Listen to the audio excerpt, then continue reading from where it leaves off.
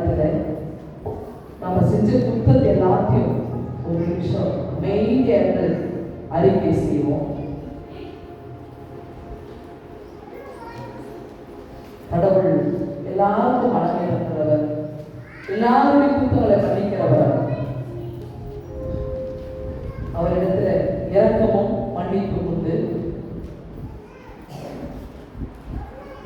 நம்மை ஆண்டவரின் கடமையை அர்ப்பணித்து அவர் மன்னிப்பை பெற்றுக்கொள்ள நம்மை மகிழ்ப்படுத்துவோம். இயேசுநாதன் பேரால இரக்கம் காட்டி மன்னிப்பாய். நேச தூயாமையே பேசவே மனசாட்சியா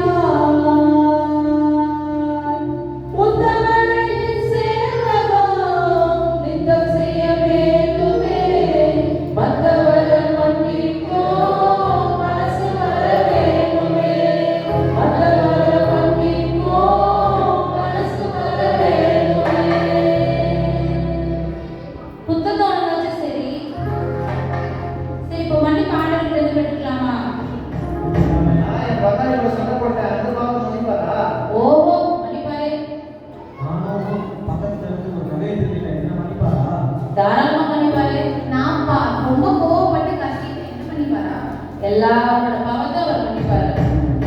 கூட பாருங்க சண்டை போட்டுக்கிறேன் மன்னிப்பாரா? ஓஹோ, தாராளமா மன்னிப்பாரு.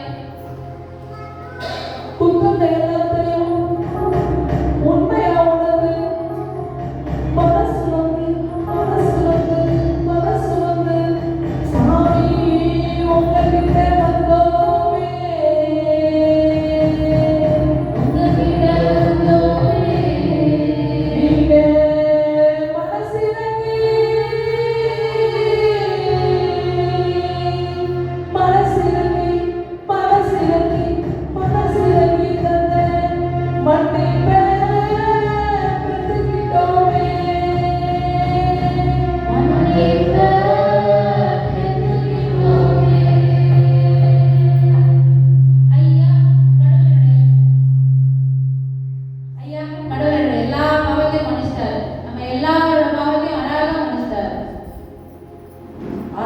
பாவத்தை மன்னிச்சாரு.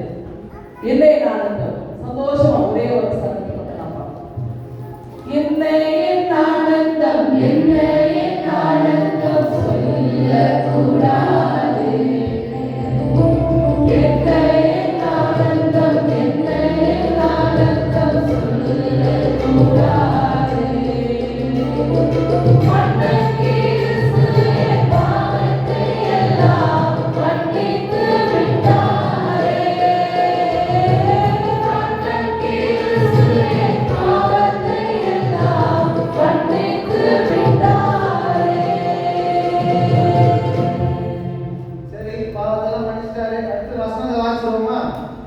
வாசிச்சா நம்ம பைபிளை வாசிக்கல, திருமறை பாடல்கள் வாசிக்கல.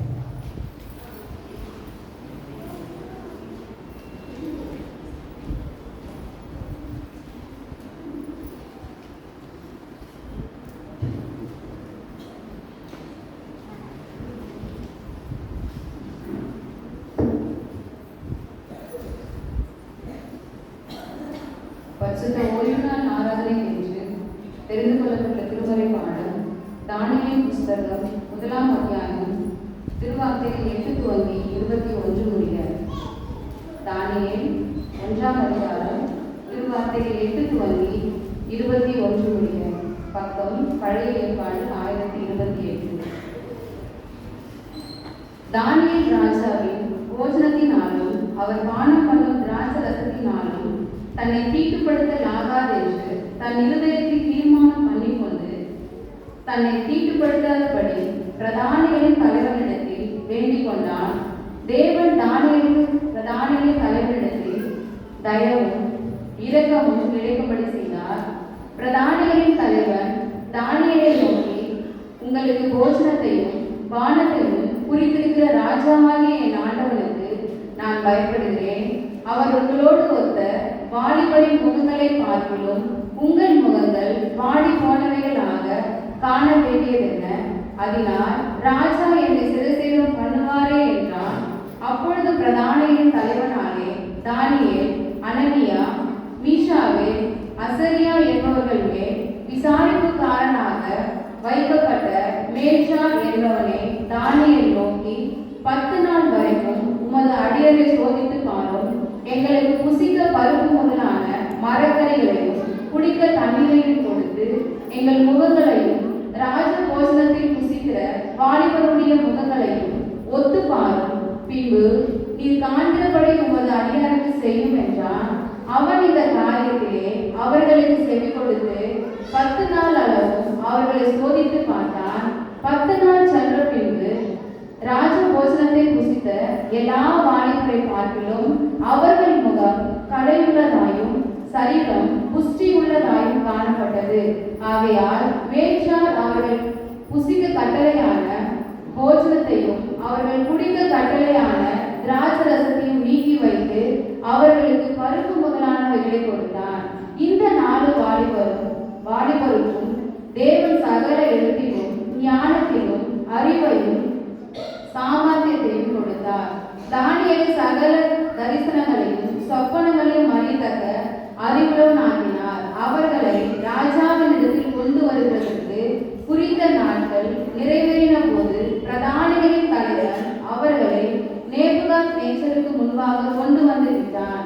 ராஜா அவர்களோடு பேசினான். அவர்கள் எல்லாருக்குள்ளும் தானியேல், அனனியா, மீஷாவேல், அசரியா என்பவர்களைப் போல வேறொருவரும் காணப்படவில்லை. ஆகையால் இவர்கள் ராஜ சமூகத்தில் நின்றார்கள். ஞானத்துக்கும் புத்திக்கும் அடுத்து எந்த விஷயத்தில் ராஜா அவர்களை கேட்டு விசாரித்தானோ அதிலே தன் ராஜ்யம் எங்குள்ள சகல சாஸ்திரிகளிலும் ஜோஷியரிலும் அவர்களை 10 மடங்கு சாமர்த்தராக கண்டான். கோரேஸ் ராஜபாரம் 1ஆம் வருஷம் மட்டும் தானியேல் அங்கே இருந்தான். வாசிக்கும்படியாக தெரிந்து கொள்ளப்பட்ட 1ஆம் வேத பாடம் வாசித்து முடிந்தாயிற்று. கிறிஸ்துவே மிக மகிமை உண்டானார்.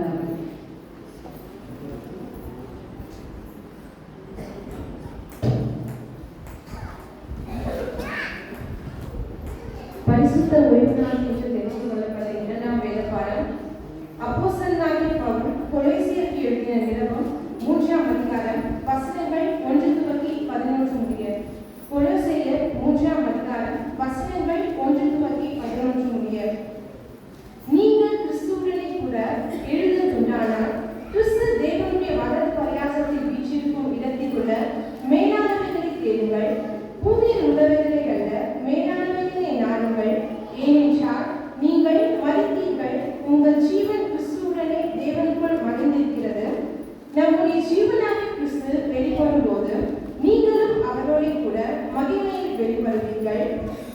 ஆகையால் விபச்சாரம், அசுத்தம், மோகம், துர்க்கீச்சை, விக்கிரக ஆராதனையான பொருளாசை ஆகிய இவைகளை பூமியில் உண்டு பண்ணுகிற உங்கள் அவைகளை அழித்துக் கொள்ளுங்கள்.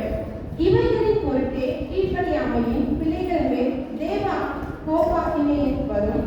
நீங்களும் முற்காலத்தில் அவர்களுக்குள்ளே சஞ்சரித்த போது அவைகளை செய்து கொண்டு வந்தீர்கள். இப்போதோ கோபமும் மூர்க்கமும் பொறாமையும் உங்கள் வாயில் விடுதலாகாது. தூஷணமும் பங்கு வாக்கியமாகிய இவைகளை எல்லாம் விட்டுவிடுங்கள். ஒருவருக்கொருவர் பொய் சொல்லாதீர்கள். பழைய மனுஷனையும் அவன் செய்திகளையும் கலைத்து போட்டு தன்னை சிருஷ்டித்தவனுடைய சாயல் கோப்பாய் பூரண அறிவறியும்படி புதிதாக்கப்பட்ட புதிய மனுஷனை தரித்துக் கொண்டிருக்கிறீர்களே. அதிலே கிரேக்கன் என்றும் யூதன் என்றும் இல்லை, விருத்த சேதனம் உள்ளவர் என்றும் விருத்த சேதனம் இல்லாதவன் என்றும் இல்லை, புறஜாதியான் என்றும் புற தேசத்தான் என்றும் இல்லை, அடிமை என்றும் சுயாதீனன் என்றும் இல்லை. கிறிஸ்துவே எல்லாரிலும் எல்லாருமாய் இருக்கிறார். வாசகத்தில் எடுத்துக் கொள்ளப்பட்ட 2ஆம் வேத பாட வாசித்து முடிந்தாயிற்று. கிறிஸ்துவே முக்கிய பயன்படுத்தவராக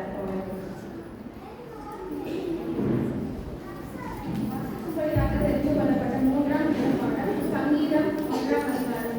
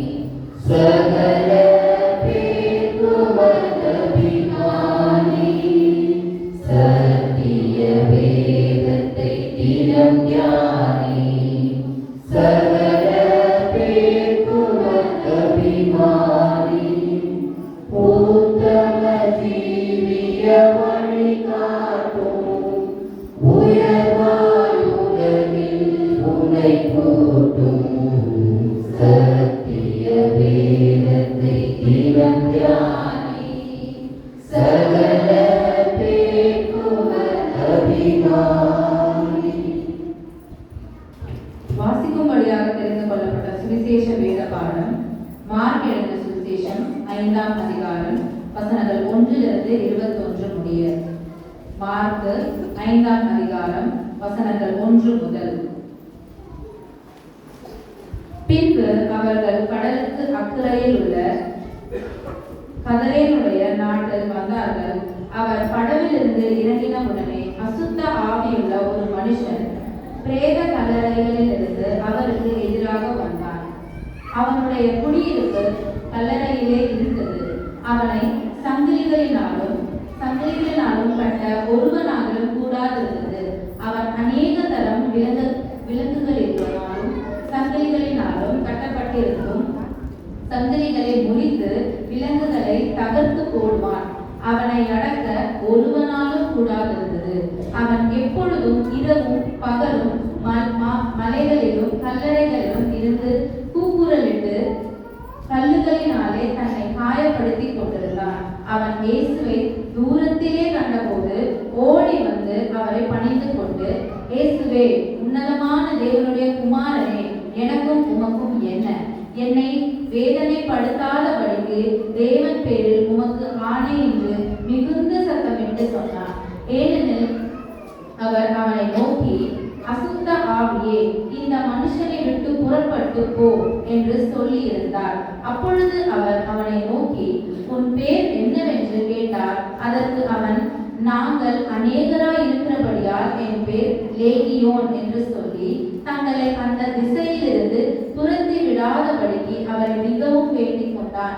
அப்பொழுது அவ்விடத்தில் மலை அருகே அநேகம் பன்றிகள் கூட்டமாக மேய்ந்து கொண்டிருந்தது. அந்த பிசாசுகள் எல்லாம் அவரை நோக்கி, பன்றிகளுக்குள்ளே போகும்படி அவைகளுக்குள்ளே எங்களை அனுப்பும் என்று அவரை வேண்டிக் கொண்டன. இயேசு அவைகளுக்கு உத்தரவு கொடுத்த உடனே அசுத்த ஆவிகள் புறப்பட்டு பன்றிகளுக்குள் போயின. உடனே ஏறக்குறைய 2000 பன்றிகள் உள்ள அந்த கூட்டம் உயர்ந்த வீட்டிலிருந்து ஓடி கடலிலே பாய்ந்து கடலில் அமிழ்ந்து மாண்டது. பன்றிகளை மேய்ந்தவர்கள் ஓடி இதை பட்டணத்திலும் சுற்றுப்புறங்களிலும் அறிவித்தார்கள். அப்பொழுது சம்பவித்ததை பார்க்கும்படி ஜனங்கள் புறப்பட்டு இயேசுவினிடத்தில் வந்து, லேகியோனாகிய பிசாசுகள் பிடித்திருந்தவன் வஸ்திரம் தரித்து உட்கார்ந்து புத்தி தெரிந்திருக்கிறதை கண்டு பயந்தார்கள். பிசாசுகள் பிடித்திருந்தவனுக்கும் பன்றிகளுக்கும் சம்பவித்ததை கண்டவர்களும் அவர்களுக்கு விவரமாய் சொன்னார்கள். அப்பொழுது தங்கள் எல்லைகளை விட்டு போகும்படி அவரை வேண்டிக் கொள்ள தொடங்கினார்கள். அப்படியே அவர் படவில் ஏறிய பொழுது பிசாசு பிடித்திருந்தவன் அவரோடே கூட இருக்கும்படி தனக்கு உத்தரவு கொடுக்க அவரை வேண்டிக் கொண்டார். இயேசு அவனுக்கு உத்தரவு கொடாமல், நீ உன் இனத்தாரிடத்தில் உன் வீட்டிற்கு போய் கர்த்தர் உனக்கு இறங்கி உனக்கு செய்தவைகளை எல்லாம் அவர்களுக்கு அறிவி என்று சொன்னார். அந்தபடி அவன் போய் இயேசு தனக்கு செய்தவைகளை எல்லாம் தெகேபோலி என்னும் நாட்டில் பிரசங்கம் பண்ண தொடங்கினார். எல்லாரும் ஆச்சரியப்பட்டார்கள். இயேசு படகில் ஏறி மறுபடியும் இக்கரைக்கு வந்து கடலோரத்தில் இருந்தபோது திரளான ஜனங்கள் அவரிடத்தில் கூடி வந்தார்கள். வாசிக்கும்படியாக தெரிந்து கொள்ளப்பட்ட சுவிசேஷ வேத பாடம் வாசித்தாயிற்று. தேவனுக்கு மகிமை உண்டாவதாக. அமருவோம், பிரசித்தியோடு காத்திருப்போம், ஜெபிப்போம். எங்கள் நல்ல ஆண்டவரே, இந்த அருமையான மனமகிழ்ச்சியின் வேலைக்காய் உம்மை துதிக்கின்றோம். மனமகிழ்வின் நாளிலே உடைய சமூகத்திலே நாங்கள் வந்திருக்கிறோம். இந்த வழிபாடை எங்களுக்கு ஆசீர்வாதமாய் இருக்கிறார். இந்த வார்த்தைக்காக நாங்கள் காத்திருக்கிறோம். ஆண்டவருடைய வார்த்தை கேட்பதற்கு என்னுடைய சிந்தனையும் என்னுடைய மனதை ஒருமுகப்படுத்தும். பேசும் நாங்கள் கேட்கிறோம். மீட்பரேசுவே ஜெபிக்கிறோம். எங்கள் அன்பின் கடவுளே, அருமையான அனைவரையும் ஆண்டவராக இயேசு கிறிஸ்துவின் திருப்பெயரிலே எங்கள் அனைவருடைய அன்பின் வாழ்த்துக்களை நாங்கள் தெரிவிக்கின்றோம். கடவுளுடைய நிறைவான அருளும் ஆசையும் உங்கள் அனைவரோடும் தங்கியிருந்து உங்களை வழி நடத்தி காப்பதாக. காமம் ஒரு குருசேகரம் எனக்கு புதிதல்ல, இங்க எல்லாரையும் எனக்கு தெரியும், எல்லா உறவுகளும் இருக்கிறீர்கள். நீங்கள் அழைத்த இந்த அன்பின் அழைப்பிற்கு நான் எதிர்ப்பு சொல்லாமல் இந்த திருவிழா ஆராதனை இருந்தாலும் அதை விட்டுவிட்டு ஓடோடி உங்களுடைய அன்பிற்கு நான் அடிப்படை நீங்க வந்திருக்கின்றேன். என்னை அழைத்த உங்களுடைய குருசைக்கு ஆயர், செயலர் மற்றும் பொருளர், கமிட்டி மெம்பர்ஸ், சபை ஊழியர்கள், மூப்பர்கள் எல்லோருக்கும் என்னுடைய நன்றியை நான் தெரிவித்துக் கொள்கின்றேன். செய்திக்குள்ளே போறதுக்கு முன்னாடி ஒரு புத்தகத்தை நான் உங்களுக்கு அறிமுகம் செய்ய விரும்புகிறேன். நம்பிக்கையின் திருத்தூதர் என்று சொல்லக்கூடிய இந்த புத்தகம் நான் எழுதியிருக்கின்றேன். இது 2 ஆண்டுகளுக்கு முன்னதாக எழுதப்பட்ட ஒரு நூல். யோவான் நற்செய்தி நூலை ஒரு பெண்ணை சிந்தனையோடு எழுதப்பட்டது. கிட்டத்தட்ட 15 வருடங்கள் கழித்துதான் இதை வெளியிட்டேன் என்றால் புத்தகத்தை இப்பொழுதுதான் யாரும் படிப்பது கிடையாது. இந்த புத்தகத்தை இப்பொழுது படிக்க முடியாத ஒரு காலகட்டத்தில் அவசர உலகத்தில் வாழ்வதனாலே ரத்தின சுருக்கமாக சொல்ல வேண்டியதை இதில் எழுதியிருக்கிறேன். இதை நீங்கள் வாங்கி படியுங்கள். இது ஃப்ரீயா கொடுக்கலாம், ஆனா ஃப்ரீயா நான் கொடுக்க மாட்டேன். ஏன்னா அது காசு கொடுத்து வாங்கினாதான் அதோட வேல்யூ நமக்கு தெரியும், மதிப்பு தெரியும். ஆகவே ஒரு 50 ரூபாய் கொடுத்து நீங்க வாங்கிக்கீங்க. ஒருவேளை 50 ரூபாய் என்னால் கொடுக்க முடியாதுன்னு சொல்லுவாங்க, நீங்க எங்கிட்ட நீங்க பெற்றுக்கொள்ளலாம். மாறாத முடிவில் கொஞ்சம் புத்தகம் தான் இருக்கு, நீங்க இதை படியுங்கள். படித்துட்டு மற்றவங்களுக்கும் கொடுங்க. அப்பதான் இது என்ன இருக்குன்றத நான் எழுதியிருக்கிறேன்.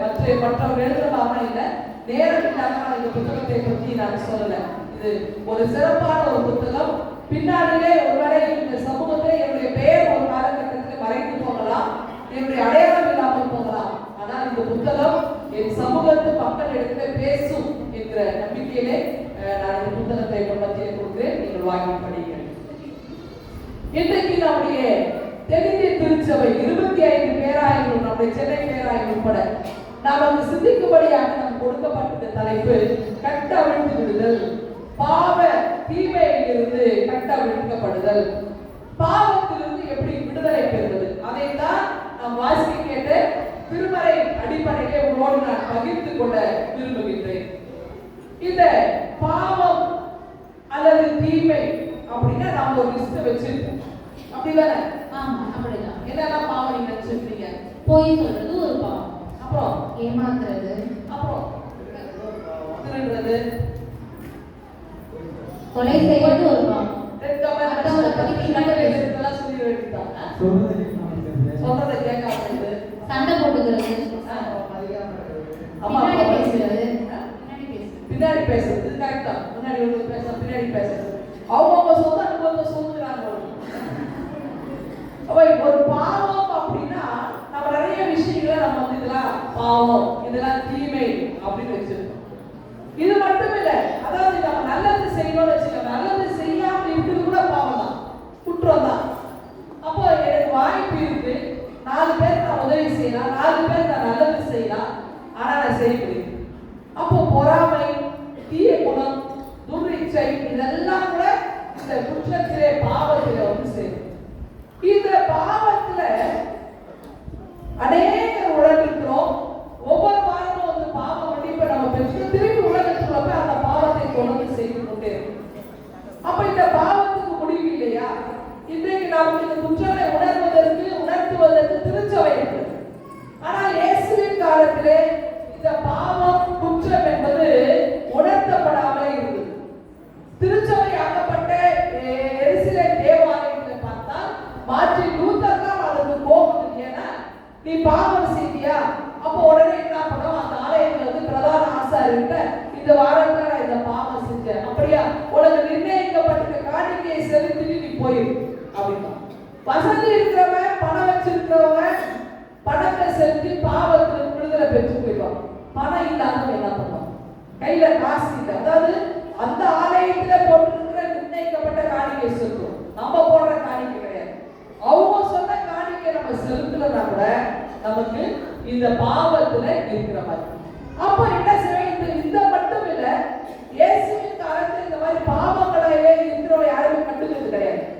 இன்னொன்று, பாவத்துக்கும் நோய்க்கும் சம்பந்தம் இருக்கு அப்படின்னு இருக்கிற ஒரு காலகட்டம் தான் இயேசுவின் காலம். 2000 வருஷத்துக்கு இன்னைக்கு கூட நம்ம சபையில ஒரு சிலர் நல்லா இருப்பாங்க, திடீர்னு அவங்க என்ன சிக்காயிடான்னு வச்சு நம்ம என்ன சொல்லுவோம்னா, அவங்க கொஞ்சம் பாவமா செஞ்சா கடவுள் ஷார்ப்பா தண்டனை சொல்லுவோம்ல, கடவுள் தண்டிச்சுட்டாரு. கடவுள் நம்ம கடவுள் தண்டிக்கிற கடவுள் இல்லை. ஆனா கிறிஸ்துவ நம்ம இன்னும் அதை பேசிட்டே இருக்கோம். ஒருத்தர் நல்லா இருந்தா நம்ம அதை பாராட்ட மாட்டோம். ஆனா ஒருத்தர் அழிஞ்சு போயிட்டாங்க, அவங்க வாழ்க்கையில இருக்கிற கஷ்டம் வந்துருச்சு, அப்படியே அவங்க வாழ்க்கை நொறுண்டு போயிட்டாங்கன்னா மகிழ்ச்சி கொள்றோம் நம்ம கிறிஸ்துவ தான் இருக்கு. அப்போ பாவத்துக்கும் நோய்க்கும் சம்மந்தம் இருக்கு. அப்ப அவன் என்ன பாவம் செஞ்சா அவனுக்கு இந்த நோய் வந்துச்சு. அதனால இயேசு கிட்ட கேட்பான், ஆண்டவரே இவன் செய்த பாவமா? அப்ப ஆண்டவர் என்ன சொன்னாரு?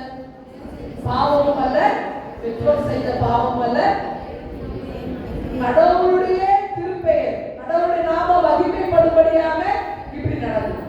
அப்போ இவன் இப்படி நடந்திருக்கான். அப்ப அதுல இருந்து அவர் விடுதலை கொடுக்கிறான். அதான் இயேசுவினுடைய ஊழியங்கள் எல்லாமே பார்த்தீங்கன்னா நன்மை செய்கிறவராக ஊர்தோறும் சுற்றி திரிந்தார். அதுக்கும் ஒரு மொழி பேரை நம்ம பார்த்தோம்னா சுகவீனமானவரை சுகப்படுத்துகிற அந்த நலமளிக்கிற பணியை தான் ஆண்டவர் அதிகமா செஞ்சார். Healing ministry. ஏன் தெரியுமா? ஒருத்தர் நோயிலிருந்து குணப்படுத்திட்டா அவன் ஆட்டோமேட்டிக்கா விடுதலை ஆயிடும் பாவத்திற்கு. ஏன்னா அவன் செஞ்ச பாவம் தான் அவன் நோய் வந்துச்சுனால உன்னோட நோயை நான் குணமாக்கிறேன். பாவத்திற்கு விடுதலை. நீ காணிக்கை செலுத்த வேண்டாம், நீ எவனுக்கு அடிமையா இருக்க வேண்டாம். அப்போ இந்த மாதிரி ஒரு கேட்டகரி இருந்துச்சு. உங்களுக்கு ஒரு விஷயம் தெரியுமா? இயேசுவின் காலத்துல 5 விதமான குழுக்கள் இந்த உலகத்துல வாழ்வதற்கு தகுதியற்ற ஒரு தீண்டத்தை ஒதுக்கிச்சாங்க. தெரியுமா? தெரியாமே. சொல்ல கேட்டு ஒண்ணு மேய்ப்பர்கள். ஏன்னா அந்த மேய்ப்பர்கள் பார்த்தீங்கன்னா ஆழ்நிலையில ஊருக்குள்ள வாழ மாட்டாங்க. ஊருக்கு வெளியே அவுட் சைட் கேம்ப் அப்படின்னு சொல்லுவாங்க. ஊருக்கு வெளியே இந்த ஊருக்கு வெளியே சேரி காலனின்னு சொல்லுவாங்க. அந்த மாதிரி ஊருக்கு வெளியே வாழ்வான். அப்ப அவன் என்ன மேய்ப்பான்னா சாதாரண ஆடுகள் கிடையாது. எருசலேம் தேவாலயத்துல பண்டிகையிலே பலியிடப்படுவதற்காக வைக்கப்பட்ட ஆடுகளை டேக் கட்டி அவன் மேல கொடுத்துருவான். அவன் என்ன பண்ணா அது மேல ஒரு சின்ன கீரல் இல்லாம பார்த்துருவான். அப்ப இரவு பார்க்கறாங்க அந்த ஆடுகள் மீது கண்ணோக்கமா இருக்க வேண்டும். அவன் ஊருக்கு வெளியே தான் இருப்பான். 2-3 வருஷத்துக்கு முன்னாடி நான் போய் பார்த்தேன். இன்னைக்கும் மேய்ப்பர்கள் அப்படிதான் இருக்கிறான். அப்போ மிகவும் பின்தங்கிய நிலையில் இருந்த மேய்ப்பர்கள் இவங்க ஒரு குரூப். அதுதான் இயேசுவினுடைய பிறப்பின் நற்செய்தி யாருக்கு முதல்ல அறிவிக்கப்பட்டது? ரெண்டாவது பார்த்தீங்கன்னா குழந்தைகளை ஏற்றுக்கொள்ள மாட்டாங்க. ஐயோ நமக்கெல்லாம் குழந்தை தெய்வம் ஒண்ணுமோ. ஆனா 2000 வருஷத்துக்கு முன்னாடி குழந்தைகள்லாம் கிடையாது. அந்த மாதிரி ஒரு நிலைமையில இல்ல, குழந்தைகளை ஏற்றுக்கொள்ள முடியாத ஒரு சூழ்நிலை. அப்பதான் ஆண்டவர் என்ன பண்றாருன்னா ஒரு குழந்தையை கொண்டு நிக்க வச்சு, நீ உனக்கு பரலோகராஜ்யம் இந்த குழந்தையை போல நீ மனமாறிவிட்டால் எங்க போக முடியாது? பரலோகராஜ்யம் போக முடியாது. அப்ப குழந்தைகளை அடையாளப்படுத்துறார். மூணாவது பார்த்தீங்கன்னா பெண்கள். இந்த பெண்களுடைய சாட்சியம் வெளிப்படாது. அப்ப என்ன செய்வாங்கன்னா இந்த பெண்கள் எல்லாருமே இயேசுவின் திருப்பதி ஆண்டவருடைய சீடர்கள் 12 பேர் என்று ஆண் சீடர்கள் சொல்லலாம். ஆனால் இயேசுவுக்கு கணக்கில் அழகா பெண் சீடர்கள் இருந்தார். அப்ப இந்த பெண் சீடர்கள் இயேசுடைய பாடு, மரணம், அவருடைய வாழ்வு, உயிர்த்தெழுதலுக்கு பிறகு நற்செய்தி அறிவித்தல், இப்படி அவருடைய பணிகள் தொடர்ந்து. அப்ப இயேசுடைய பயணத்திலே பணியிலே பெண்கள் அதிகமாக இடம் பெற்றார். அடுத்து 4வது கேட்டகரி. இது 4வது பார்த்தீங்கன்னா இங்க மீனவர்கள். இந்த மீனவர்கள் ஊருக்கு வெளியே தான் அவங்க இருப்பாங்க. ஏன் தெரியுமா? மீனவர்களை பார்த்துருக்கீங்களா? கடலோரத்தில் மீனவர்களை பார்த்துருக்கீங்களா? ஆமா, இப்ப பார்த்தது. ஏன்னா இந்த மெரினா பீச் சைட்ல போனாங்கன்னா அங்க அக்கா கடை சாப்பாடு போய் சாப்பிட முடியலாம். அதனால மீனவர்கள் எப்படி இருப்பாங்க? அதிகாரமா இருப்பாங்க. ஆள் நல்லா ஹைட் வெயிட்டா இருப்பாங்க. நல்லா சாப்பிடுவாங்க. கள்ளக்காவல் இல்லாதவங்க. ஒரே ஒரு குறை என்னன்னா அவங்க படிக்காது. அவங்களுக்கு நாகரிகம் தெரியாது, கல்வி தெரியாது. அப்போ அது மட்டும் தானே தவிர அவங்க என்ன சொல்லுவாங்க, அந்த யூதர்கள் அவங்க அழுக்கானவங்க. எப்படி கபாலங்களை நம்மள ஒதுக்குறாங்க அந்த மாதிரி இவங்களாம் அழுக்கானவங்க, நாகரிகம் மற்றவங்க, கல்வி கற்காதவங்க சொல்லி இவங்கள ஊருக்கு வெளியேச்சாங்க. அப்போ இயேசுவுடைய ஃப்ரெண்ட்ஸ் எத்தனை பேர்? யாரோட சீடர்கள்? அந்த 12 பேரும். அந்த ஒருத்தரை தவிர யூதாஸை தவிர மற்ற 11 பேரும் கலிலேய மீனவர்கள். அதான் யூதாஸுக்கு கோபம் வந்து இவர் சில சட்டத்தை மீறும்போது அவர் கோபம் வரது காரணம் அந்த யூத சக்தியோட யூதனாக இருப்பதுனால. அடுத்து பார்த்தீங்கன்னா வரி வசூல் செய்வார். 5வது கேட்டகரி. இந்த டாக்ஸ் கலெக்ட் பண்றோம். ஆனா ஆண்டவர் பார்த்தீங்கன்னா சகேயு போன்ற மத்தியில இவங்க டாக்ஸ் கலெக்ட் பண்ணிருக்காங்க. ஆண்டவர் அவர்களை தம்முடைய பணிக்கு என்று அழைக்கின்றார். அப்படி என்றால் யாரை ஒதுக்கி வைத்தார்களோ, யாரை பாவிகள் என்று சொன்னார்களோ, இயேசு அவர்களை நாடி சென்று தம்முடைய நண்பர்களாய் தம்மோடு இருக்க அவர்களை அழைக்கின்றார். அப்படிப்பட்ட ஒரு சிறப்பான பணியை தான் ஆண்டவர் செய்தார். இப்போ இந்த பகுதியை நீங்க பாத்தீங்கன்னா ஒரு சிறப்பான ஒரு நிகழ்வு, அதாவது தீமைக்கும் பாவத்துக்கும் ஒரு மிகப்பெரிய ஒரு போராட்டம். அந்த போராட்டம் இருக்கிறதை ஆண்டவர் முறியடிப்பதை நாம் இன்னைக்கு சிந்திக்க போறோம். அதுக்கு முன்னாடி முதல் நம்ம திருமறை பகுதி வாசித்தோம்னா தானியேல், அதுல ஒரு அழகான ஒரு விஷயம் இருக்கு. அதை சொல்லிட்டு நான் நற்செய்தி பாடத்துக்குள்ள கடந்து போகிறேன். தானியேல் இந்த இஸ்ரேல் மக்கள் பார்த்தீங்கன்னா வைக்கிற பேர் எல்லாமே ஏ அப்படின்னு தான் முடியும். கடவுள் எலோஹிம் கடவுளுடைய பேர் தானியேல், எசேக்கியேல், காபிரியேல், மிகாயேல், அப்படி ஏ அப்படிதான் வைப்பாங்க. இல்லைன்னா எலோஹிம் அப்படி முடிகிற மாதிரி இருக்கும். இல்லைன்னா யார் அப்படி ஏசாயா, எரேமியா, அது மாதிரி சகரியா, யானா யாவே. அப்ப கடவுளுடைய பெயரை தன் பெயரோடு வச்சிருப்பாங்க.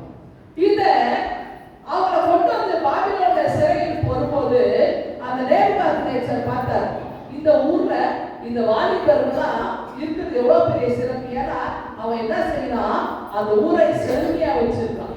அப்ப இவனுல 4 பேரை கூட்டு போயிட்டா ஏன் நாடு என்ன பண்ண செழிப்பாயிட்டு நல்லா உழைக்க வைக்கிறான், வேலை வாங்கலாம் அப்படி நினைச்சு திடகாத்திரம் அது 4 பேரை கூட்டு போறாங்க. கூட்டு போறதோட பிரச்சனை இல்லை, ஒரு நாட்டுல அடிமையா இருந்தது பிரச்சனை இல்லை. இவங்களுக்கு முதல்ல என்ன தெரியுமா, இவங்க பேரை மாத்தணும். ஒரு மனுஷனுக்கு பேர் என்பது முக்கியமான அடையாளம், அப்படிதானே? எத்தனை பார்த்தோம் நம்ம என்ன கேட்போம், நம்ம பேர் என்னன்னு கேட்போம். இல்ல ஒரு பேரை மறந்துட்டா என்ன சீக்கிரம் மறந்துட்டீங்களான்னு கேட்போம். அப்ப பேர் அப்படின்றது ரொம்ப ரொம்ப முக்கியமான ஒன்று. இன்னைக்கு வைக்கிறாங்க பாருங்க பேர், சில பேர் வாயிலே நுழையாத பேர் இருப்பாங்க. அதாவது ஒரு குழந்தை வயிற்றுல பிறந்தது கன்சீவ் ஆகும், கல்யாணம் போதே பேரை சூஸ் பண்ணுவோம் குழந்தைக்கு. ஆனா இந்த பேரு பெண்ணா இந்த பேரு. அடுத்து லத்தீனோ, ஹீப்ரோ, பிரெஞ்சோ, எந்த மொழியோ என் ஊர்ல இருக்கிற வாயில பேர், நம்ம ஊர்ல இருக்கிற வயசான தாத்தா பாட்டி ஆயாங்க வாயில அந்த பேர் நுழையவே நுழையாது. அப்ப என்ன பண்ண வீட்டுல ஒரு செல்ல பேரை வச்சு கூப்பிடுவோம். அப்ப பேரை கூட நம்ம என்ன பண்றோம், மாற்றோம். அப்ப இவங்களுக்கு இந்த தானியேலோட இருந்தவங்க பாத்தீங்கன்னா சிறப்பான பேர் அஷரியா, மிசாயேல், இல்லையா? இதுதான் ஏலியா கடவுளை பேரை வச்சவங்க கொண்டு போறவங்க முதல்ல அவன் பேரை மாற்றான். அப்போ அவனுடைய அடிப்படை உரிமை எல்லாமே அங்கே மாற்றம் இருக்கிறது. அதோட அவங்களுக்கு என்ன தெரியுமா ஒரு பெரிய கவலை, அவங்களுடைய இஸ்ரேலின் கடவுளை வழிபட முடியும். அதுதான் அவங்க பெரிய கவலை. இந்த ஊர்ல வந்து நீ பேரை மாத்திர, என் உணவுடைய கலாச்சாரத்தை மாத்திர, என் உணவு பழக்க வழக்கத்தை மாத்திர, எது மாத்தினாலும் சரி நான் கவலைப்பட மாட்டேன். நீ வைத்த பொருசிலையே ஏன் இஸ்ரேலின் கடவுளுக்கு மட்டுமே நாங்கள் தலை தாழ்த்துவோம், தலை சிறந்தாழ்த்துவோம், வேறு கடவுளை வேறு மனிதரை நாங்கள் தலை வணங்க மாட்டோம் என்பது இறுதி வரை தானியேலும் அவர்களுடன் இருந்த நண்பர்களும் உறுதியாக இருந்தார். அதுதான் கடவுளுடைய பார்வையை தெரிந்தது. இன்னைக்கு நம்ம வாழ்க்கையில நம்முடைய பெயரை மாற்றுகிற ஒரு நிலைமையோ அல்லது நம்முடைய அடையாளத்தை மறுக்கின்ற ஒரு நிலையோ ஏதாவது நம்ம மாறுவோமா? இப்போ ஒண்ணு இல்லை, ஒரு சில காலகட்டங்கள்ல கடைசி காலங்கள் நம்ம இருக்கிறோம். ஒருவேளை RSS, இந்துத்துவா போன்ற அமைப்புகள் நம்முடைய நாட்டை, நம் தமிழகத்தை ஆளுகை செய்யும் என்றால் நம்முடைய பேரை மாற்ற நமக்கு எப்படி இருக்கும்? நம்ம கொஞ்ச நேரம் நமக்கு ஆதார் கார்டு நம்பர் இருக்கு, எது கேட்டாலும் நமக்கு என்ன இருந்து நம்பர் தெரியுமா? உங்க ஆதார் கார்டு நம்பர் தான் மனப்பாடம் பண்ணி வச்சுக்கணும். நம்ம கொஞ்சம் நம்ம பேருக்கு நம்பர் வச்சுதான் கூப்பிடுவோம். இது மாதிரிலாம் வரும்போது நமக்கு அப்போதுதான் இந்த தானியேல் புத்தகம் நமக்கு அழகான ஒரு விளக்கத்தை நமக்கு கொடுக்கும், புரிதலை கொடுக்கும். சரி, அப்ப கடவுளுக்கு இறுதி வரை நம்ம வைராக்கியமாய் நாம் இருக்கிறோம். இப்போ உங்களுக்கு ஒரு கேள்வி, பேயை பார்த்துக்கிறீங்களா? உங்க பக்கத்துலயே உட்காந்து. அப்படியா? அம்மா இவங்க ஏன் கூட வரலாமா? நல்ல வேற காலம் வரலாம். பேயை பார்த்துக்கிறீங்களா? இது என்ன சொன்ன குழந்தை பேயை பார்த்துக்கிறீங்களா? ஆம்பளை பேய் போறதுங்க, ஆம்பளை பேய் எப்படி இருக்கும், பொம்பளை பேய் எப்படி இருக்கும்? பேயில வித்தியாசம் பாருங்க, ஆம்பளை பேய் பொம்பளை பேய். ஆம்பளை பேய் வந்து அவங்க தூஷன் நான் வந்து பக்கம் ஒரு பச்சை சட்டை போடும். இவங்க சண்டைக்கு நம்ம தலை ஆம்பளை பேய் பொம்பளை பேய். பேயை பார்த்துக்கிறீங்களா? குழந்தைங்க பார்த்துக்கிறீங்களா? உண்மையான பேய் பார்த்தது நைட்டு 12 மணி 1 மணி 2 மணிக்கு அனுப்பலாம் வரீங்களா தனியா? ஏன் என்ன ஆகும்? என்ன பயம்? பேய் தான் நீங்க பார்த்தது இல்லையே, ஆனா பயம் இருக்குல்ல. அப்போ ஒரு உருவத்தை நம்ம பார்க்கல, ஆனா நம்ம மனசுல இந்த பயம் அப்படின்னு ஒண்ணு வந்து பத்தியா, அதுவே பிசாசு. சைக்காலஜிஸ்ட் உளவியலாளர் சொன்னா இந்த உலகத்துல மொத்தம் 140 வகையான பயங்கள் மனுஷன் ஆட்டி கொள்ளும். எத்தனை வகை பயம்? 140, 140. ஏதோ ஒரு விதத்துல மனுஷன் என்ன பண்ணிருக்கான், ஒவ்வொரு நாளும் பயந்துட்டே இருக்கான். அதாவது பணக்கார கோட்டீஸ்வரர் பயம் இருக்கு, அவங்க ஒரு பயம் இருக்கு, ஏழைகளும் ஒரு பயம், எல்லாருக்கும் பயம். அப்ப இந்த பயம் தான் நம்மை ஆட்டி படைக்குது. அப்ப உண்மையான பிசாசு பேய் இருக்கானா அது உங்க சிந்தனைக்கு நான் விடுறேன். ஆனா இயேசுவின் காலத்துல இந்த பேய் பிடிச்சவங்க பிசாசு பிடிச்சவங்க இருந்ததாக சொல்றாங்க. அப்ப இயேசு அவங்கள நாடி போறாரு. ஒரு ஆலயத்துல வச்சு கூட பிசாசு ஆட்டோ என்ன பண்றாரு, விரட்டுறாரு. அதாவது பிசாசு வெளியில தான் இருக்கணும், எங்க இருந்து? சர்ச்சில் இருந்து. அது ஓட்டம். இவரை பிசாசு ஜெபத்தினாலும் அல்ல. அப்போ ஜெபம் உபவாசம் முக்கியம். அது மட்டும் இல்ல, அப்போ கடவுளுடைய கிரியை வெளிப்படணும். அந்த மாதிரி பிசாசுகளை நீங்கள் ஓட்டணும். சர்ச்சில் பிரச்சனையை கொண்டு வர எல்லா ஆவிகளுமே பிசாசுக்குரியது. அப்ப அதை ஓட்டணும். அதான் நான் பிரச்சனைகள் பாலிடிக்ஸ் நல்ல விதத்துல இருக்கு, அதான் சொல்லலாம். தீமை விளைவிக்கிற இடத்தை மட்டும் இங்கே சொல்லப்படுது. சரி, இப்ப பேய் இருக்கா இல்லையான்னு கேட்டேன். இங்க மார்க்கு நற்செய்தியில பேய் இருக்கிற மாதிரி நம்ம பார்க்கணும். பிசாசு இருக்குது, ஒரு மனுஷனுக்கு பிசாசு பிடிச்சிருக்கு. இதே செய்தி லூக்கா 13ஆம் அதிகாரத்துல சொல்லப்படுது. இங்க பாத்தீங்கன்னா இந்த ஊர்ல கெனசேரன் அப்படின்னு சொல்லக்கூடிய ஊருக்கு கதரேலர், கெர்கசேலர் அப்படிங்கிற பேரு லூக்கா 13ஆம் அதிகாரத்துல நிறைய பேர் இருக்கு சொல்லப்படுது. அப்போ 26வது வசனத்துல பாத்தீங்கன்னா அங்க கலிலேயா கடலுக்கு தென்கிழக்கு பகுதியில கிட்டத்தட்ட 300 மைல் தொலைவில தான் இந்த கெனசேரர் பட்டினம் ஊர் கிராமம் இருக்குது. இது தெற்கோரி நாட்டு நகரத்துல தலைநகராக இந்த ஊர் கதரேலர் அப்படின்னு சொல்லுவாங்க. இதுக்கு நிறைய பேர் இருக்கு. அப்ப இந்த கதரேலர் இந்த பகுதி வந்து தெற்கோரியுடைய தலைநகராக அங்கே ஒரு மனிதருக்கு பேய் பிடிச்சிருக்கு. அந்த ஊர் பேரு கெராசா அப்படின்னு சொல்றாங்க. கெராசா ஊர்ல இருக்க ஒரு மனுஷனுக்கு பிசாசு பிடிச்சிருக்கு. அப்போ பிசாசு பிடிச்ச உடனே இவனை என்ன பண்றாங்க, அந்த ஊர்ல அவன் வாழ்வதற்கு முடியாது, அவன் வீட்டுல அவனை வச்சுக்க முடியாது. அப்ப அவன் எங்க அனுப்புறாங்க, ஊருக்கு வெளியே. ஒருத்தருக்கு ஒரு கஷ்டம் வந்தா எங்க அனுப்பிடுது, ஊருக்கு வெளியில. இப்போ நம்ம கூட பாத்தீங்கன்னா நிறைய பேரு நம்ம பெற்றோராகட்டும் நம்ம மூதாதையர்கள் எவ்வளவோ நம்ம கஷ்டப்பட்டு வளர்த்து பாதுகாத்து இருப்பான். ஆனா ஒரு சுகவீனம் வந்துச்சு வச்சுங்களேன், நம்மளால என்ன பண்ண முடியாது, பராமரிக்க முடியாது. ஏன் நமக்கு பராமரிக்க முடியாது, நமக்கு நேரம் இல்லை. எவ்வளவு பணம் வேண்டுமானாலும் கொடுத்துடலாம், அவங்களோட நம்மளோட உடல் உழைப்பு செய்ய முடியாது. நான் பணியாற்ற சர்ச்சில் வந்து நிறைய பேர் வெளிநாட்டில் இருக்கிறாங்க பிள்ளைங்க, நிறைய சிங்கிள் பேரண்ட்ஸ் இருக்கிறாங்க, பெற்றோர் வயதான பெற்றோர் வீட்டில் இருக்கிறாங்க. அது ஒரு அம்மா வீட்டில் ஹவுஸ் இருப்பாங்க, அதுவும் சாத்த மாட்டாங்க எப்பவுமே. ஏன்னா எழுந்துச்சு அவங்க லாக் பண்ண முடியாது, எப்போதுமே அந்த கதவு திறந்து கொண்டே இருக்கும். அந்த வீட்டில் எப்பவுமே அந்த அம்மா ஒத்தையிடமா இருப்பாங்க. அவ பிள்ளைங்க வாட்ஸ்அப்ல அம்மாவை பார்த்து பேசிட்டு இருப்பாங்க. இந்த மாதிரி நிறைய சிங்கிள் பேரண்ட்ஸ் தனிமையாக்கப்படுகிற நிலைமை. அதுக்கும் மேல நிறைய இடத்துல முதியோர் இல்லங்களிலே பெற்றோரை கொண்டு போய் விட்டுட்டு பிள்ளைங்க இருக்கிறாங்க. ஏன்னா அவங்களால என்ன பண்ண முடியாது, பேரண்ட்ஸை பார்த்துக்க முடியாத ஒரு சூழல்ல இருக்கிறாங்க. இந்த மாதிரி ஒரு சூழல் ஊருக்கு வெளியே யாரை அனுப்புறானா சுகவீனமானா இயேசு கிறிஸ்து தொழுநோயாளியை சுகமாக்குறாரு. எங்க போய் சுகமாக்குறாரு, ஊருக்கு வெளியே. குஷ்டரோகின்னு சொன்னால அந்த மாதிரி வார்த்தை சொல்லக்கூடாது, ஊருக்கு வெளியே. கண் பார்வையற்றவன், கை கால் நடக்க முடியாது, இவெல்லாம் ஊருக்கு வெளியே இருப்பான். ஏன்னா அவன் பாவம் செஞ்சான். 18 வருஷம் ஊர் விழுந்து அந்த அம்மா மட்டும் தான் அழைக்கணும், அந்த மாதிரி யாரும் பேச மாட்டாங்க. அதே மாதிரி 38 வருஷமா வியாதியா இருக்கிற மனுஷன் இருக்கான், பெதஸ்தா கோத்தல இருக்கான், ஊருக்குள்ள வர முடியாது, அவனை பார்த்துக்க முடியாது. ஆனால் இயேசு ஒருவர் இப்படிப்பட்டவரை நாடி செல்கிறவர், தேடி செல்கிறவர், நாடி சுகமளிக்கிற அந்த பணிகளையும் ஆண்டவர் இயேசு செய்தார்.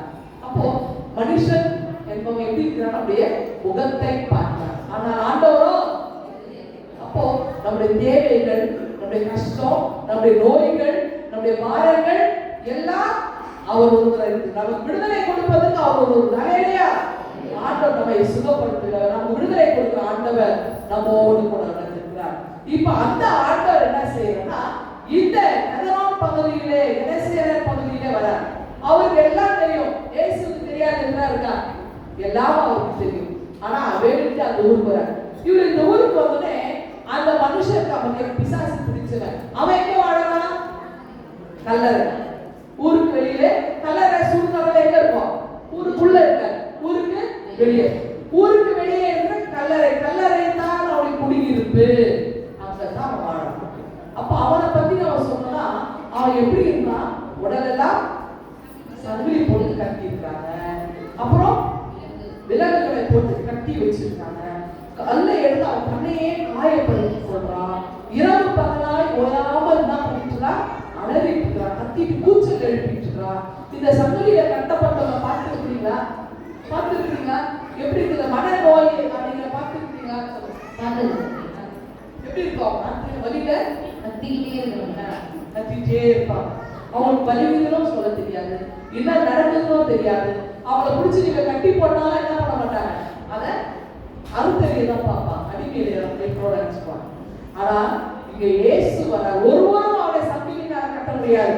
அப்படிப்பட்ட இரவு பகலாய் கூச்சலிட்டு இருக்கிறான். அப்படிப்பட்டவன் இயேசு வருகிறார், கல்லறை நோக்கி வருகிறார். அவர் எங்க வரைக்க போல கல்லறை நோக்கி வருகிறார். அவர் வரத பார்த்த உடனே என்ன பண்றான்? எதிர்த்து ஓடி போனான். ஓடி போனவன் இயேசுவின் காலில் படித்துறான். அவர் யாரும் தெரிஞ்சுக்க பல நேரம் இயேசு யாருக்கு அவர் கூட இருந்தவங்க தெரியல. ஆண்டவரே இந்த காற்றும் கடலும் இப்படி முதல்ல என்ன பண்ணிட்டு தூக்கிட்டு இருக்கிறான்னு கேட்பான். அப்ப விசுவாசிகள இன்னொரு நீங்க என்ன நம்பிக்கை இல்லாம ஆண்டவர் கூடவே இருக்கிற அவனுக்கு தெரியல. ஆனா இந்த பிசாசுக்கு ஆண்டவரை தெரிந்து நேரா போய் அவன் காலில் விழுந்து அவன் காலில் சொல்லி இயேசுவே பேரை சொல்லி பேய் என்ன பண்ணுது? பேர் சொல்லி பாருங்க, ஜெட்லான ஒரு பேய். அங்க தானியேல பேரை தூக்குறான் அரசன். ஆனா இங்க இயேசுவை பெயர் சொல்லி கூப்பிடுகிற பிசாசு நம்ம பார்க்கணும். அப்ப தெளிவான பிசாசு தான் இல்ல, ரொம்ப தெளிவான. இப்ப என்ன பண்ணுது? பேரை சொல்லி கூப்பிட்டு இயேசுவே உன்னதமான தேவனுடைய குமாரனே உமக்கு என்ன வேலை? அவரே கேக்குது, கிடையாது வேலை, உங்க வேலை என்ன? நீ அப்படி போய் நல்லதெல்லாம் செய், சுகமாக்கு, 4 பேர் நல்லது செய், இறையாட்சிக்குரிய அந்த பிரசனத்தை சொல்லு, மன திரும்புகள், பரலோகராட்சியம் சம்பவம் இதெல்லாம் போய் சொல்லிட்டு தான் வேலை. நீ ஏன் இங்க வர? இங்க பிசாசு பேய் குடி போட்டுருக்கணும், இங்க நீ வரக்கூடாதப்பா. ஏன் தெரியுமா? நீ உன்னதே கடவுளுடைய குமாரன் என்பதை இந்த பிசாசு அறிந்திருக்கிறது. சாட்சி சொல்லு பிசாசு.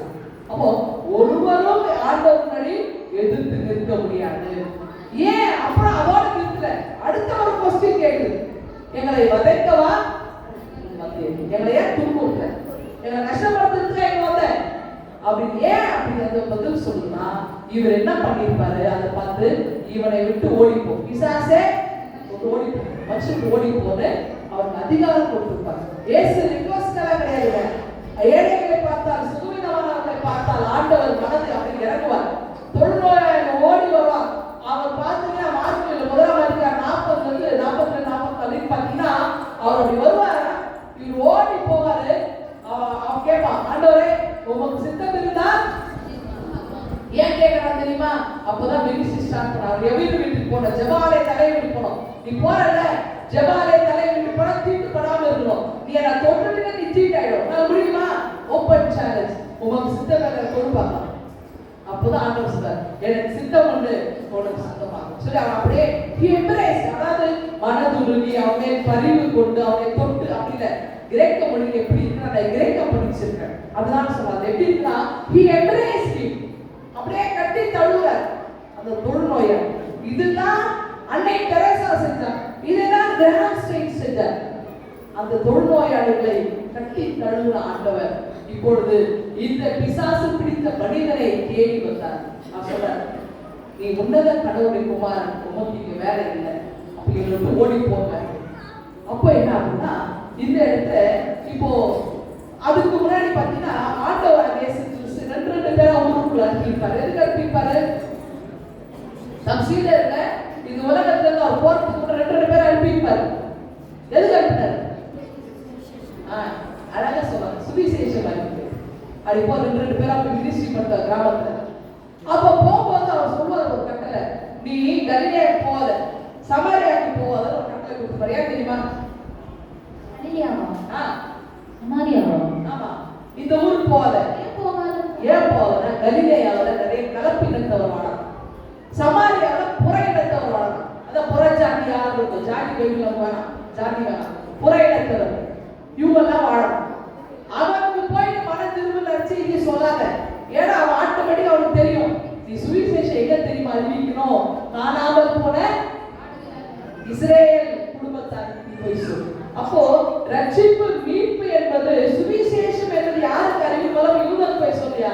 அவங்க அவனால நீ சொல்ல வேண்டாம், ஏழைங்க தானா வந்துருவாங்க, நிறையாட்சிக்கு உட்பட்டவங்க. இதுதான் இயேசுவினுடைய ஒரு அழகான கற்பித்தல் போதனையா இருந்துச்சு.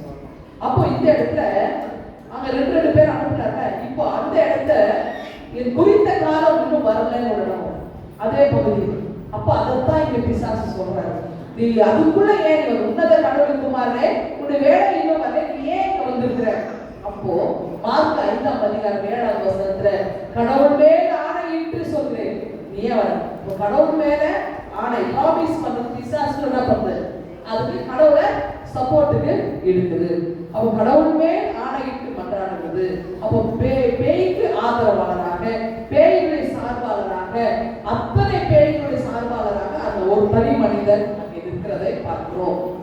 இந்த இன்னொரு விஷயம் என்னன்னா, இந்த பலரும் இன்றைக்கு சங்கிலிகளால கட்டப்பட்டு இருக்கிறோம். ஏதோ அன்றைக்கு பிசாச சங்கிலியில கட்ட வச்சு மட்டுமல்ல, இன்னைக்கு நிறைய சங்கிலிகள், நிறைய கட்டுகள் இன்னைக்கு தெரியுமா?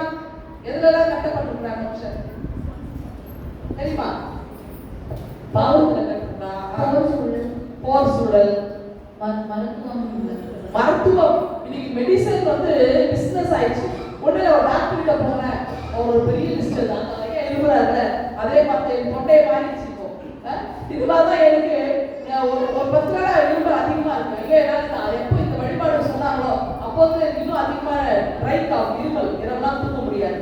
டாக்டர் கிட்ட போற நாமளும் போனோம், என் தொண்டை சரியா டாக்டர், அவர் ஒரு பெரிய லிஸ்ட் எழுதி கொடுத்தாரு. காய்ச்சல் இல்லை, ஆனா காய்ச்சல் வந்தா இதையும் போடுங்க. அப்போ பிசினஸ் ஆயிடுச்சு. மெடிக்கல் மருத்துவம் இன்னைக்கு பிசினஸ் ஆயிடுச்சு. நம்ம நிரந்தர நோயாளியா நம்ம இருந்தா மட்டும்தான் டாக்டர் பையில பணம் உண்டோம். புரியுதா? அதுதான் இன்னைக்கு. அப்புறம் வேற என்னலாம் இன்னைக்கு பிசினஸ் ஆயிடுச்சு? லோன், கடன் லோன் வாங்குறது. இன்னைக்கு ஒண்ணு இல்ல, பக்கத்துல ஒரு பொருள் வாங்கினா 100 ரூபாய் பொருள் வாங்கி நான் என்ன பண்றோம், ஒரு பொருள் வாங்குறோம். நீ பொருளை வாங்குறான், அதுக்கு என்ன சொல்றான் தெரியுமா? நான் இஎம்ஐ கூட நான் என்ன பண்றேன், நீ லோன் எடுக்கலாம், மாசம் மாசம் உங்களுக்காக கட்டிடுறேன். கடைக்கு போய் ஒரு பொருள் வாங்கி பாருங்க, இது இஎம்ஐ கூட நாங்களே கொடுக்குறோம் சார், நீங்க கடன் நீ பொருளை வாங்கினா போதும், உங்க சம்பளத்துக்கு உங்களுக்கு தெரியாமலேயே பணம் போயிடும். அப்ப இதுவும் நம்ம நிரந்தர கடன்காரனாக்கி நம்ம நிம்மதி இல்லாம கொண்டு போகிற சங்கதிகள் எல்லாம் இருக்கு. இது போன்ற கட்டப்பட்ட சூழல்கள், வியாதி மட்டுமல்ல, துன்பம் மட்டுமல்ல, கடன், நோய்கள், மருந்துகள், மாத்திரைகள், எதுவெல்லாம் கட்டப்பட்டிருக்கிறோமோ ஆண்டவர் அந்த கட்டுகளிலிருந்து நம்மை கட்டவிழ்த்து விடுதலை கொடுக்கிறவராக ஆண்டவர் இருக்கிறார். அடுத்ததாக இப்போ லூக்கா 8:8 இதே செய்தி வருது. ஆக 30-32 இருக்கிற பகுதியை எடுத்துக்கே மார்க் 5:8 செய்தி. ஆக பாத்தீங்கன்னா ஆண்டவர் போய் நிற்கிறாரு. Jesus asked him, what is your name? அவர் பிசாசுன்னு கேட்கிறாரு. இயேசுவுடைய பேரை சொல்லிச்சுல, இப்போ ஆண்டவர் என்ன பண்ணலாம்? பிசாசோட பேரை கேட்க, மனிதனோட பேரை கேட்க. ஆண்டவர் தெரியுமா தெரியாது? ஒரு பிசாசுக்கு இயேசுவின் பேரை தெரிஞ்சுக்கிட்டா, ஐயோ கல்லறையில வாழ்ந்த ஒரு மனிதனுக்கு இயேசுவின் பேரை தெரிஞ்சு வச்சுக்கிட்டா, இயேசுவுக்கு அந்த மனுஷன் பேர் தெரியுமா தெரியாதா? தெரியும். ஆனாலும் ஆண்டவருடைய பேர் என்னன்னு கேட்கிறார்.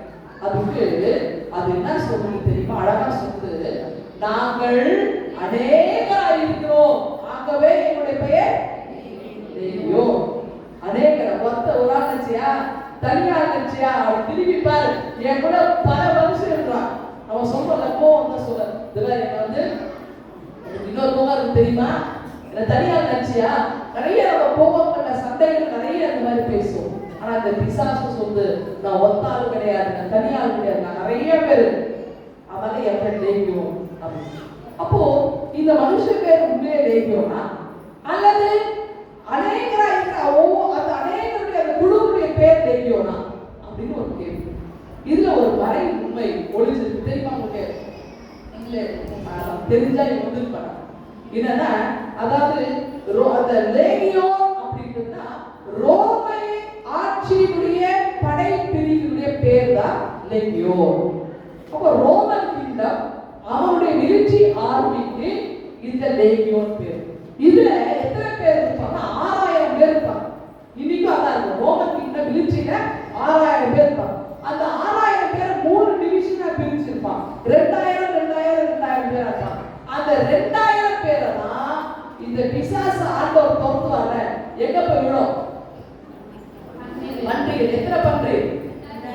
2000. இந்த 2000 3 பிரிவா இருக்கு. அது 2000 மட்டும் இல்ல, அது பாத்தீங்கன்னா இந்த 2000 பேருக்கு இங்க மிலிட்டரி என்ன வேலை செஞ்சு இருக்கீங்களா? அதுக்கு என்ன பேர் தெரியுமா? பெட்டாலியன் சொல்லுவோம். பெட்டாலியன். இன்னைக்கு இந்த ஆர்மி பகுதியில் இந்த வார்த்தை சொல்லு. 2000 பேருக்கு படை தலைவனுக்கு பேர் பெட்டாலியன்.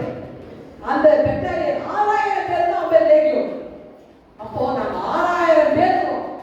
அப்ப இந்த பிசாசு என்ன சொல்ல வருதுன்னா, இந்த மனுஷன் ரோம ஆட்சியினுடைய குடியுரிமையிலே 6000 பேர் சேர்ந்தவர்கள் எங்களை ஒடுக்கி கொண்டிருக்கிறார்கள், எங்களை கட்டி கொண்டிருக்கிறார்கள், எங்களை சங்கிலினாலே எங்களை போட்டு எங்களுடைய கைகளையும் கால்களையும் கட்டி வைத்திருக்கிறார்கள்.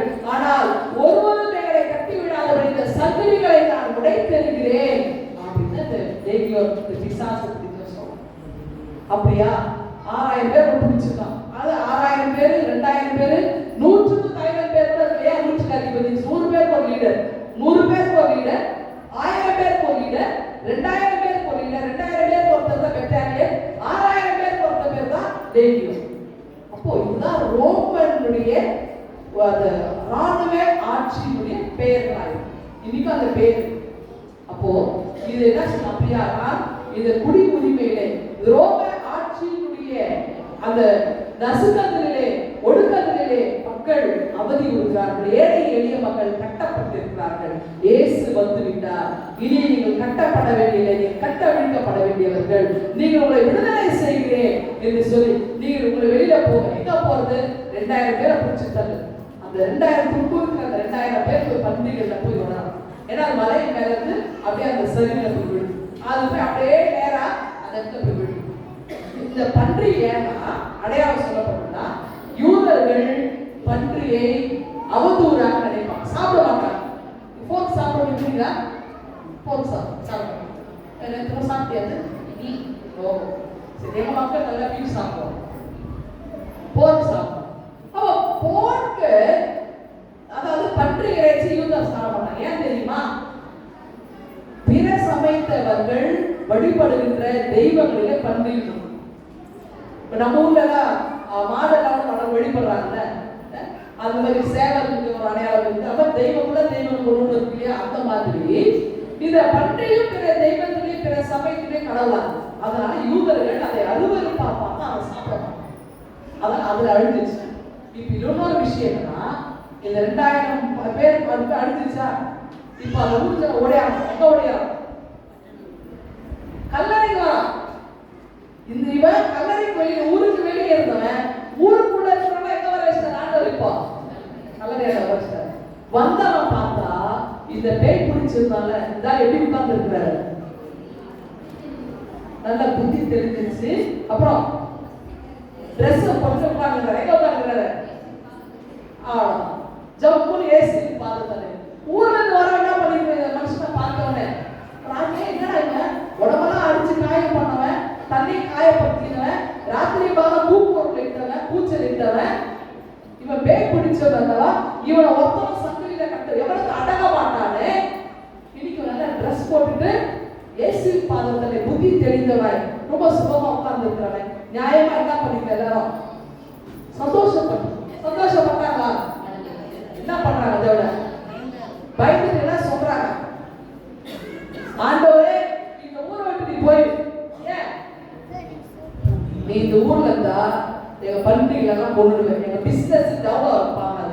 எல்லாம் டவுன் ஆயிடும். நீ போயிடும். அவனுடைய எண்ணம் பிசினஸ் டெவலப் பண்றது.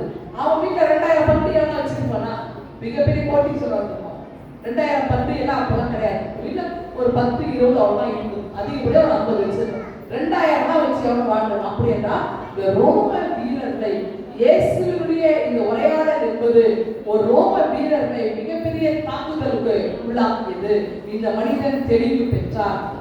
அப்போ அந்த ஊர் ஜனங்களாம் வந்து இவன் சுகமானதுக்கு, நலம் பெற்றதுக்கு, அல்லது புத்தி தெரிந்து ஒரு நல்ல மனிதராக உட்கார்ந்து இருப்பதை யாரும் என்ன பண்ணல, சந்தோஷப்பட. என்ன இருக்குன்னா, இன்னைக்கு கூட நம்ம நல்லா சந்தோஷமா நம்ம வாழ்க்கையில நல்ல வசதி வாய்ப்போட வாழ்ந்தா நம்ம ஜனங்களுக்கு என்னது பொறுக்காது, சந்தோஷப்பட மாட்டாங்க. நீ நல்லா வாழ்ந்து வர, ஐயோ ஒரு நாள் கஷ்டப்பட்டாங்கப்பா, இது நல்லா கடவுள் நல்லா வச்சுக்கிறாரு அப்படின்னு சந்தோஷப்படலாம் மாட்டாங்க. வெளியில சொல்லி உள்ளுக்குள்ள போறாங்க. இதுதான் 2000 வருஷத்துக்கு முன்னாடி ஜனங்களுடைய நிலைமை. அந்த மனுஷன் யாரும் கண்டுக்கல. 18 வருஷம் ஒரு அம்மா ஆலயத்துக்கு போறாங்க. கூண் விழுந்த நிலைக்கு அப்படியே வராங்க. யார் அந்த அம்மா கிட்ட போற, அந்த அம்மா யாரும் போய் பேசல. ஆனால் இயேசுவும் ஆலயத்துக்கு அந்த அம்மா கிட்ட போறாரு. அந்த அம்மா எதுவுமே பேசல. ஆண்டவர் அவரை தொழுதார். அந்த அம்மா நின்று தூக்குறாங்க. உடனே எங்கிருந்து வந்தாங்களோ பரிசேயர் வேதம் பாருங்க. இந்த அம்மா குணமானதுக்கு சந்தோஷப்படாம என்ன செய்யறாங்க, ஓய்வு நாள்ல எப்படி குணமா. இன்னைக்கு இப்படிப்பட்ட ஒரு மனநிலை தான் எல்லா மனிதர்களுக்கு. இந்த மாதிரி மனநிலையில் இருந்த மக்கள் மத்தியிலே தான் நாம் வாழ்கிறோம். இயேசு நம்மோடு இருக்கிறார்.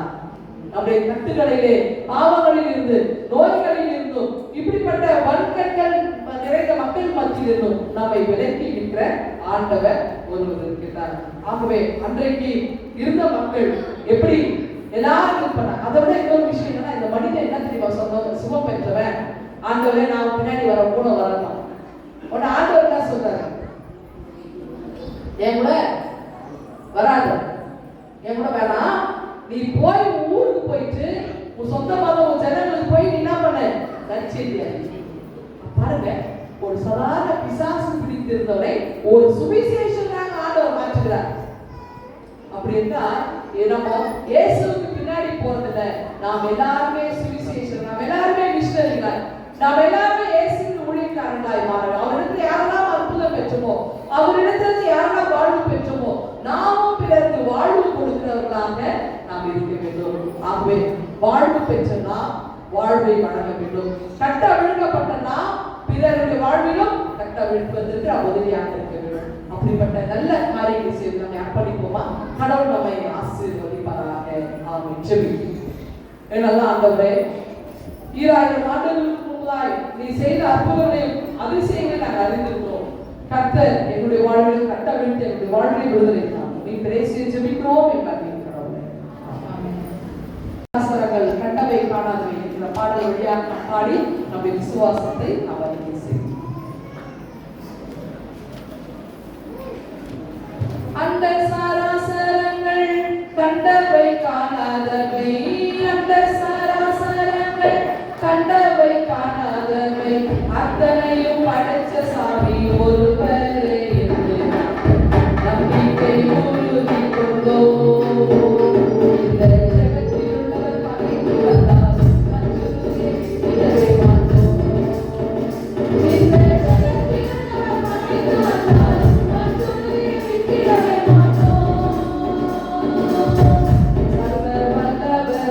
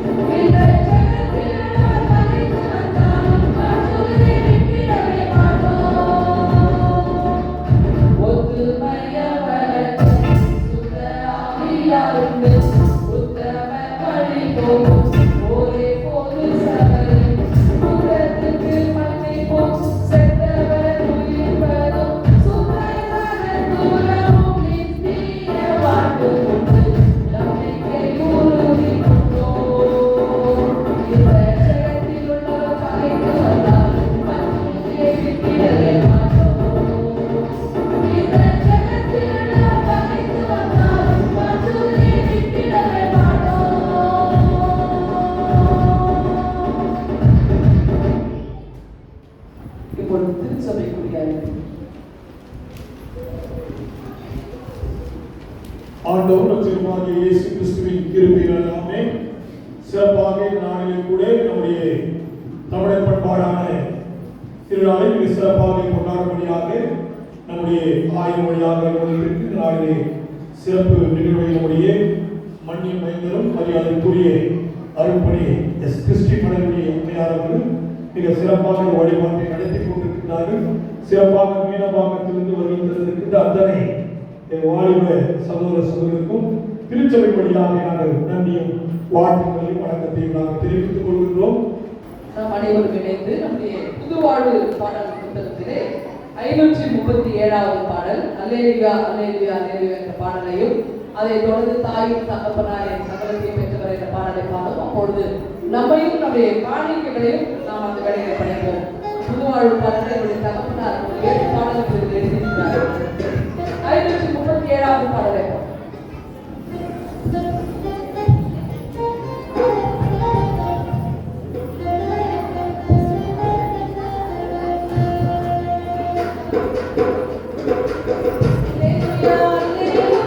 Hallelujah.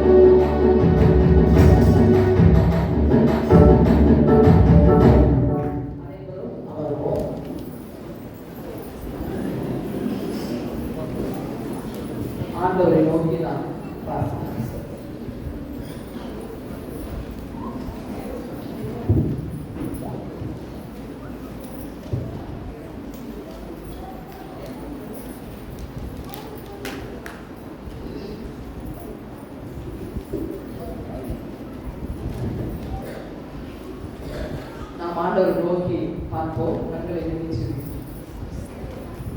எங்கள் அன்பின் ஆண்டவரே, இந்த அருமையான மனமகிழ்ச்சியின் வேலைக்காய் என்னை ஸ்தோத்திரிக்கிறோம்.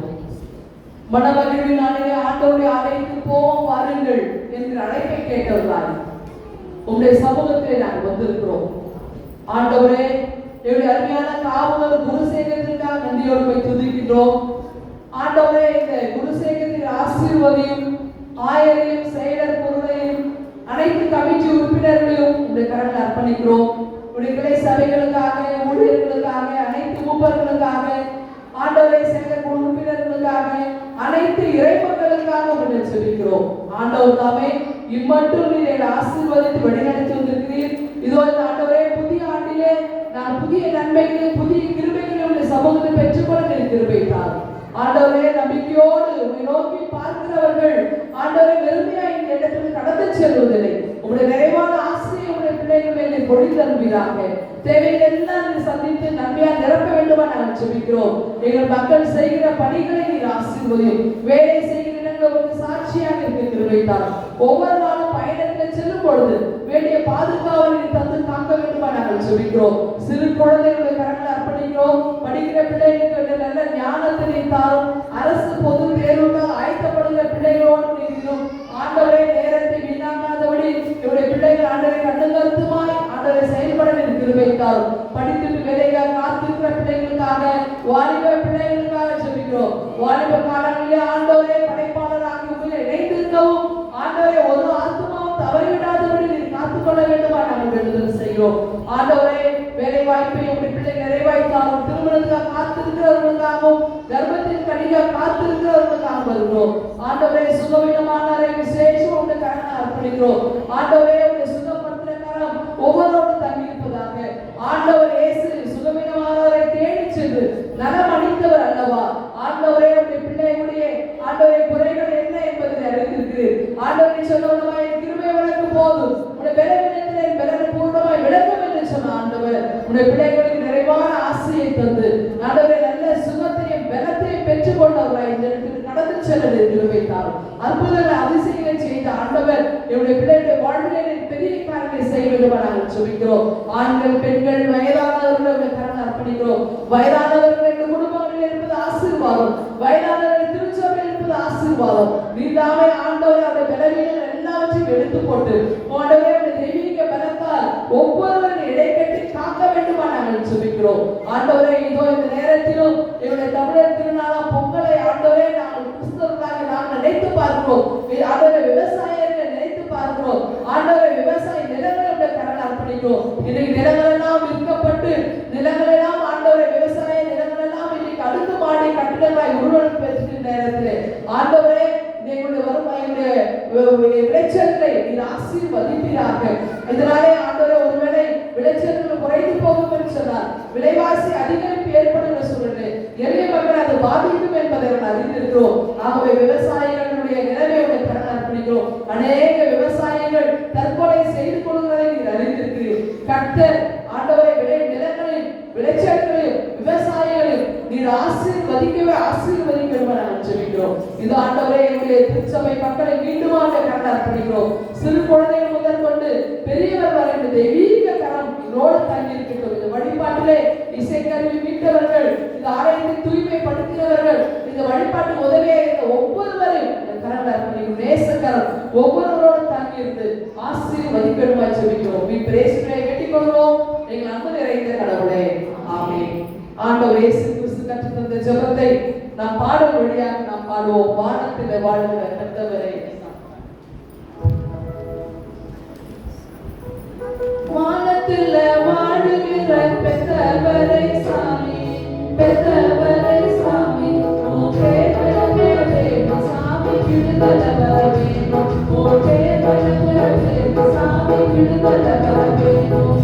நீதி என்ற ஆட்சி வேணாம் பெத்தவரே சாமி, பெத்தவரே சாமி, ஓ நேர்மையுள்ள ஆட்சி வேணும் சாமி, நேர்மையுள்ள ஆட்சி வேணும் சாமி. வானத்திலே உனது சித்தம் பொழிப்பது போல, பொழிப்பது போல உலகையோ நடக்க வேணும்